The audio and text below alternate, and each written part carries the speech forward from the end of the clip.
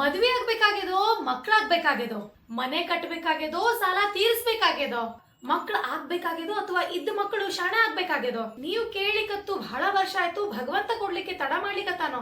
ಏನಾರೇ ಇರ್ಲಿರಿಪ್ಪ, ಮೊದಲಿಗೆ ಪ್ರಾಯಶ್ಚಿತ್ತ ಮಾಡ್ಕೊಳ್ಬೇಕು.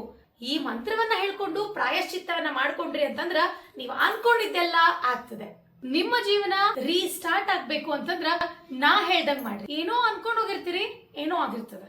ಮಾಡ್ಬೇಕು ಅಂದದ್ದು ಒಂದು ಆಗುದಿಲ್ಲ. ಏನೋ ಪ್ಲಾನ್ ಮಾಡಿರ್ತೀರಿ, ಆ ಪ್ಲಾನ್ ಫ್ಲಾಪ್ ಆಗ್ತದೆ. ನಿಮಗ ದಾರಿ ಸಿಗ್ಬೇಕು, ಸಿಕ್ಕ ದಾರಿಯೊಳಗ ನಿರ್ವಿಘ್ನವಾಗಿ ನಡಿಬೇಕು. ಏನೇ ಆಟಗಳಿದ್ರು ಕೂಡ ಅದು ಕರ್ಮದ ಆಟವೇ.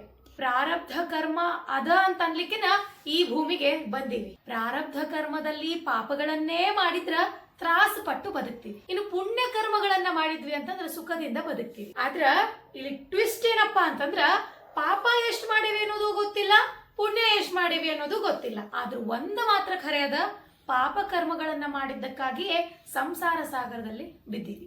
ಈಸಬೇಕು, ಈಸಿ ಜಯಿಸಬೇಕು ಅಂತ ಹೇಳಿ ದಾಸರು ಹೇಳ್ದಂಗ ಸಂಸಾರ ಅನ್ನುವಂತಹ ಭವಾಬ್ದಿಯೊಳಗ್ ಬಿದ್ದೀವಿ ಅಂತಂದ್ರ ಇದನ್ನ ಈಜಿ ಪಾರ್ ಮಾಡ್ಲಿಕ್ಕೆ ಯಾವ ಮಂತ್ರ ಹೇಳ್ಬೇಕು ಅನ್ನೋದನ್ನ ಹೇಳ್ತೀವಿ. ಇದನ್ನ ಹೇಳಿದ್ರಿ ಅಂತಂದ್ರ ನಿಮ್ಗೆ ಏನ್ ಸಿಗ್ಬೇಕೋ ಅದು ಸಿಗ್ತದೆ, ಯಾವ ಟೈಮಿಗೆ ಕರೆಕ್ಟ್ ಆಗಿ ಸಿಗ್ಬೇಕೋ ಅದು ಸಿಗ್ತದೆ, ಹೆಂಗಾಗ್ಬೇಕೋ ಹಂಗ ಆಗ್ತದೆ. ಕರಚರಣ ಕೃತಂ ವಾ ಕಾಯಜಂ ಕರ್ಮಜಂ ವಾ ಶ್ರವಣ ನಯನಜಂ ವಾ ಮಾನಸಂ ವಾ ಅಪರಾಧಂ ವಿಹಿತಂ ಅವಿಹಿತಂ ವಾ ಸರ್ವಮೇತತ್ ಕ್ಷಮಸ್ವ. ಜಯ ಜಯ ಕರುಣಾಬ್ಧೇ ಶ್ರೀ ಮಹಾದೇವ ಶಂಭೋ.